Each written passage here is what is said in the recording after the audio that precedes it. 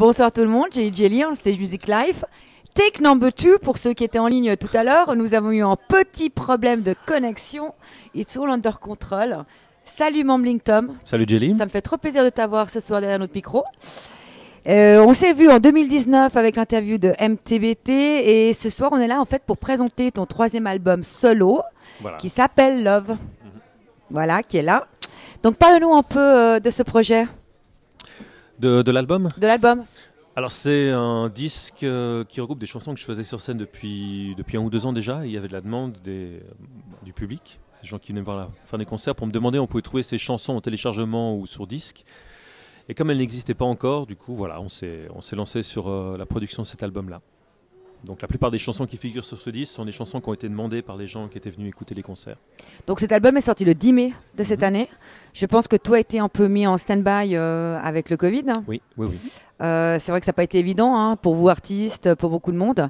Alors raconte-moi quand même l'écriture, la création de cet album, de quoi il parle ? Alors c'est un disque qui parle surtout de résilience. Il y a des thématiques assez diverses, assez variées. Il y a des choses un petit peu plus lourdes. Hein. J'ai toujours les mêmes thématiques qui reviennent. Enfin, moi, je sais que les violences faites aux enfants et aux femmes, c'est toujours des choses qui sont assez viscérales pour moi. Donc ça parle évidemment de ça. Mais j'essaie de faire un disque qui soit plutôt solaire, plutôt positif, même s'il abordait des thématiques un peu lourdes parfois. Parce que l'idée, c'est vraiment que peu importe ce qu'on vit, on peut toujours trouver la ressource pour s'en sortir. La ressource intérieure, parfois on peut aussi aller chercher de l'aide. Et c'était vraiment l'idée de ce disque-là. Et d'ailleurs, le chien qui est sur la couverture est un chien, c'est la photographe qui m'a expliqué ça, qui a été battu et qui était en grande demande aussi d'amour. Hein. Et c'est ça qui m'avait vraiment aussi pris au trip quand j'ai vu la photo la première fois. Oui, alors j'allais te parler justement de cette photo qui est magnifique. Hein, donc je la remontre. Donc une magnifique photo d'un chien. Et donc, qui c'est qui a fait cette photo ? Alors, c'est Laurence Mestry-Robert qui a une école d'éducation canine. Et souvent, elle fait pas mal de photos animalières aussi. Donc, j'ai vu passer pas mal de ses posts sur Facebook. Et c'était des posts qui me faisaient du bien parce qu'il y avait vraiment toujours quelque chose de joyeux. Les animaux sont toujours ce qu'ils sont. Hein. Et je l'avais contacté pour lui dire que j'aimais bien son travail, savoir si elle voulait qu'on bosse ensemble pour faire des photos pour l'album. Et on est allé prendre un verre et je lui ai dit, voilà, moi, il y a ces 2 photos qui sont dans l'album, celle qui est sur la pochette et une qui est sur le CD, qui me plaisent énormément. Elle était, écoute, on va pas faire un shooting, si elle te plaît, je te les donne. Magnifique. Et du coup, voilà, ça a été un cadeau merveilleux qu'elle m'a fait avec ces 2 photos-là, quoi. En tout cas, très belle pochette. Donc, comment ça se passe quand tu écris tes chansons ? Est-ce que ça te vient naturellement ? Tu as un endroit ? Tu dois te concentrer ? Comment ça se passe ? Alors, j'ai pas d'endroit particulier, c'est plus un état d'esprit. Je me mets, c'est une espèce de transe un peu méditative. J'attrape ma guitare et je regarde ce qui vient.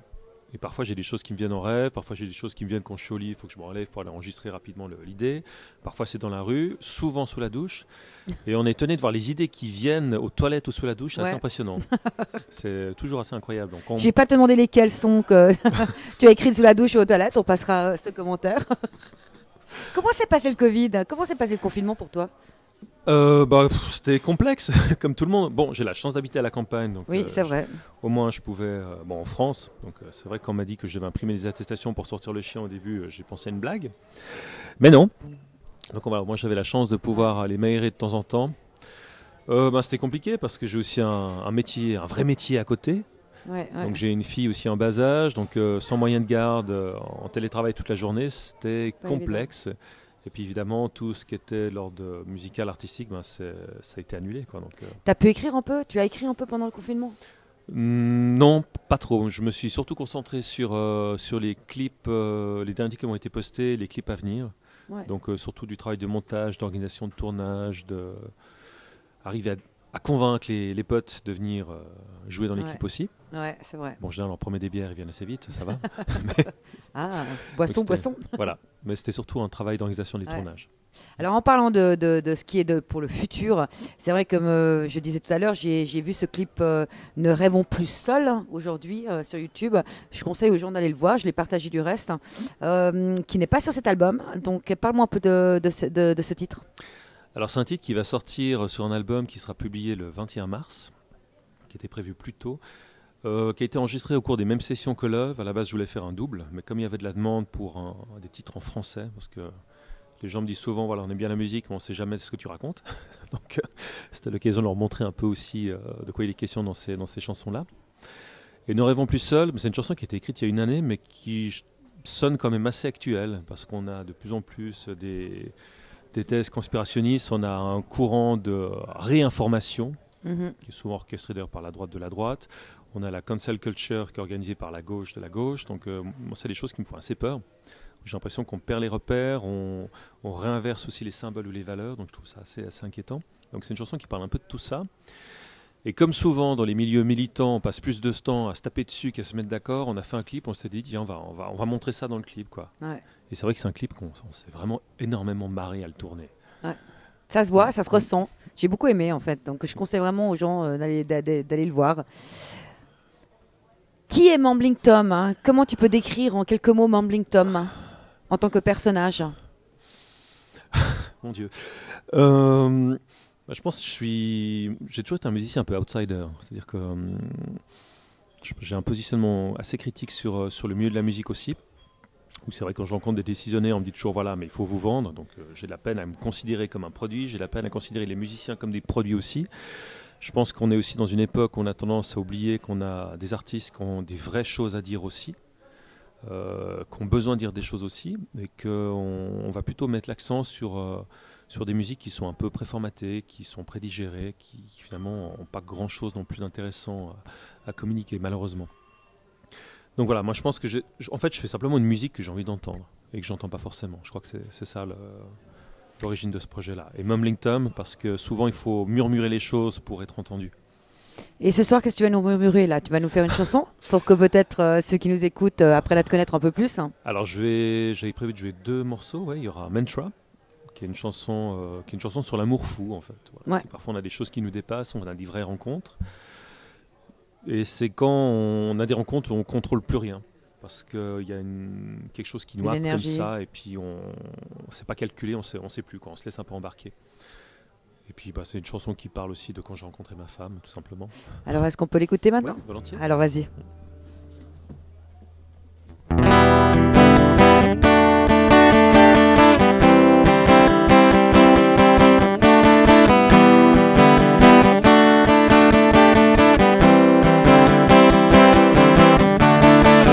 Don't ask me anything. I have nothing to complain about. She put a smile upon my face. She knows how to love with a single kiss. Her name is a mantra I can't say. I can't whisper again and again when I get confused. Her name is a mantra I can't say. I can't whisper again and again when I get insane. I'm not afraid. No, no, I'm not afraid. No, anymore. She's a guide, she's more than a teacher. She's a soulmate, she's more than a lover. She knows how to free with a single kiss. Her name is a mantra I can't say. I can't whisper again and again when I get confused. Her name is a mantra I can't say. I can't whisper again and again when I get insane. I'm not afraid. No, no, I'm not afraid. No, anymore.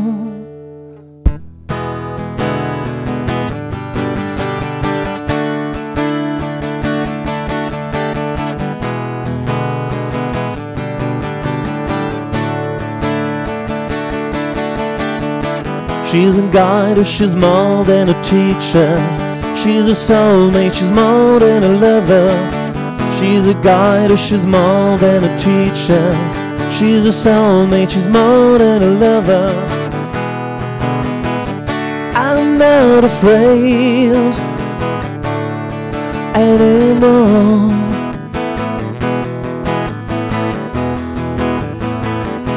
Anymore.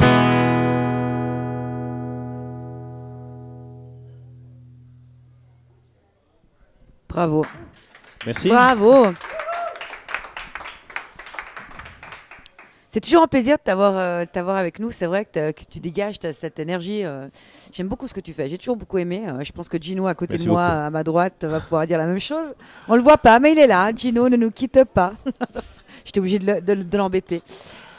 Raconte-moi alors, d'accord, je t'ai posé la question sur qui était Mom Tom. Alors je vais quand même te poser quelques questions un peu personnelles si les gens ont envie de t'apprendre à te connaître. Là, cette chanson parlait de la femme que tu as rencontrée, qui est ta femme. Donc si je te posais la question avec qui tu aurais aimé être coincé dans un ascenseur et pourquoi, qu'est-ce que tu me répondrais?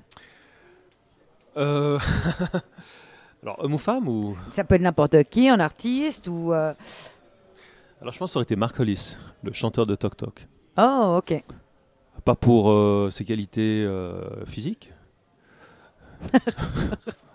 On précise. Non, c'est simplement parce que c'est quelqu'un que je respecte énormément parce qu'il a un parcours très particulier dans le monde de la musique. C'est quelqu'un qui a recherché le succès et quand il l'a eu, il a été très déçu et il a décidé de faire autre chose. Ok. Et il a même été mis en procès par sa maison de disques pour soi-disant auto-sabordage parce qu'il voulait juste enregistrer la musique qu'il voulait avec son groupe. Et il a fait un album solo après Tok Tok qui est complètement barré. Et c'est un des rares disques que j'ai écouté. Je crois que quand je l'ai reçu, j'ai explosé en larmes, quoi. Ça a vraiment touché quelque chose d'assez profond, d'assez sensible. Donc voilà, c'est vraiment un artiste qui m'a beaucoup touché. C'est vrai que c'est assez rare quand j'apprends le décès de quelqu'un, mais celui-là m'a vraiment énormément remué. D'accord. Et toi, tu viens d'une famille qui était musicale ou pas du tout? Un petit peu. Un petit peu quand même, hein. J'ai surtout une mère qui écoutait beaucoup de musique à la D'accord. maison. Donc j'ai vraiment grandi dans cet environnement. Et à quel âge tu as commencé? Donc tu as commencé par quoi? La guitare, le chant? Tu joues d'autres instruments? J'ai commencé par la flûte à bec. Ah, super. J'étais tellement intéressé que j'ai fait redoubler une année de flûte à bec.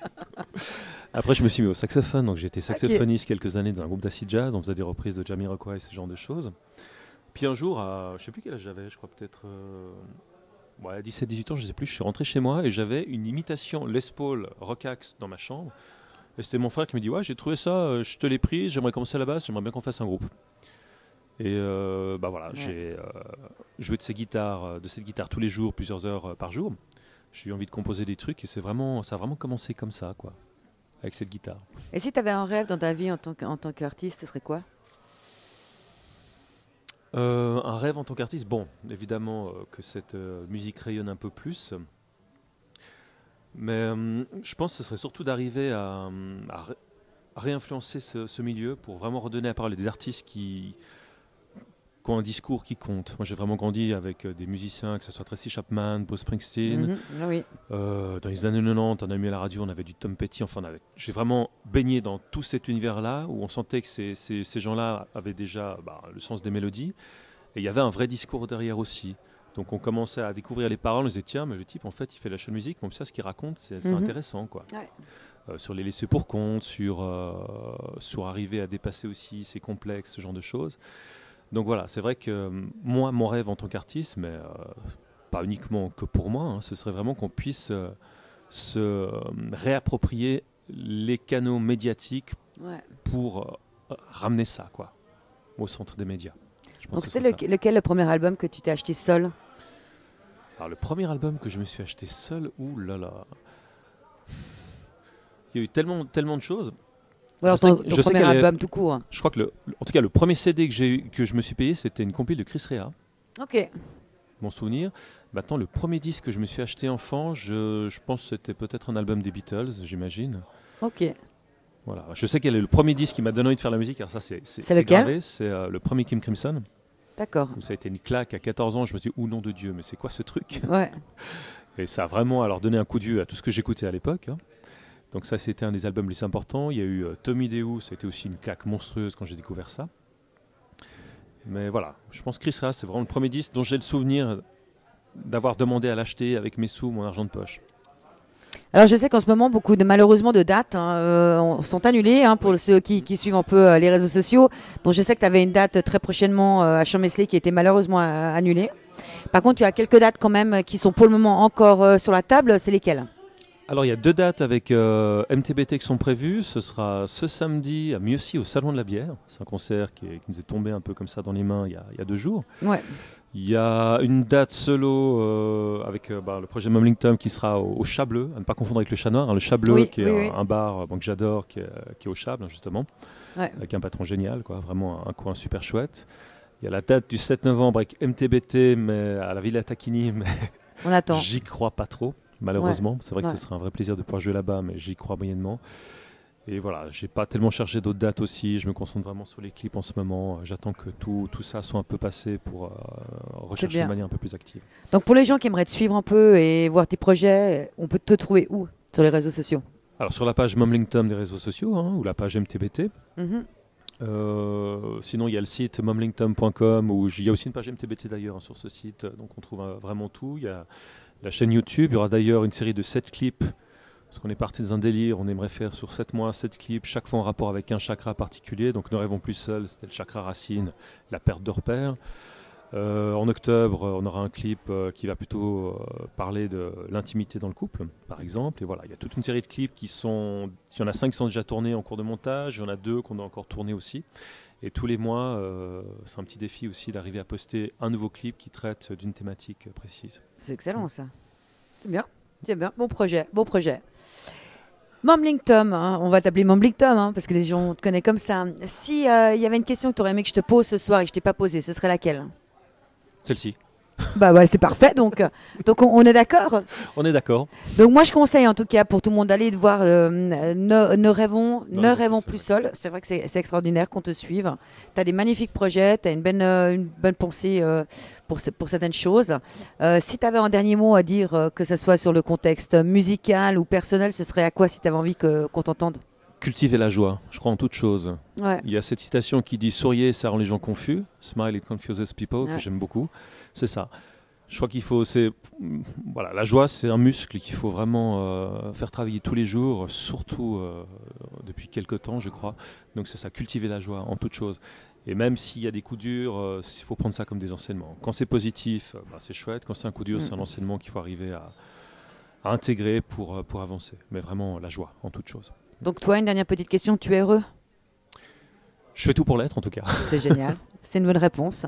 Je te remercie en tout cas de t'accompagner. Merci. On s'excuse encore avant pour un petit problème. Je remercie tous ceux qui sont là ce soir, comme d'habitude. Et puis nous, on se retrouve mercredi prochain avec nos amis les Random Play, que vous connaissez tous aussi sur la plateforme de Genève. Et puis on te souhaite bonne chance et puis tiens-nous au courant pour tes prochains projets. Et on va finir avec ta chanson, laquelle tu m'as dit? Alors c'est October, dernière chanson, c'est October. C'est justement une chanson qui traite de la thématique des enfants battus. Ouf, ça va être dur ça. Oui, c'est pas. Tu vas pas me faire pleurer, ce serait bien la première fois. Mais ok. Voilà, parce que je pense que pour faire des adultes heureux, il faut faire des enfants heureux. On Magnifique. peut pas faire des adultes heureux si on a des enfants saccagés. Alors je te laisse pour avec la chanson. Merci encore.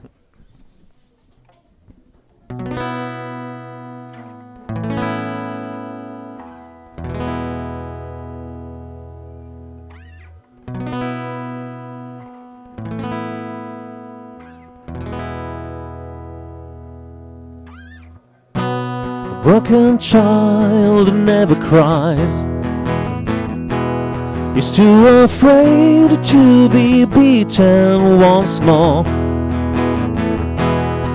Underneath his tired and cracked smile lies a dark truth he can't reveal, 'cause of a lack of faith, lack of passion, for a good and bad reason. No matter, he's gone, he's not coming back.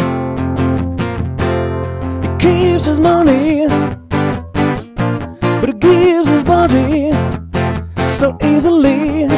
No matter, he's gone, he's not coming back. Even the richest and best born guy won't resist staring into the deep void. Yeah, you're right, even the most talented of old could lose his mojo suddenly. A handsome face won't last a billion or a million days. Vanished hustlers can't dream no more. The wisest man of old needs a needle to fix his mind. Is that the true meaning of everything?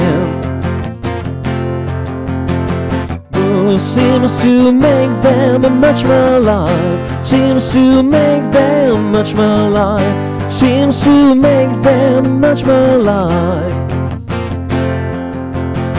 Who seems to make them much more alive? Seems to make them much more alive. Seems to make them much more alive.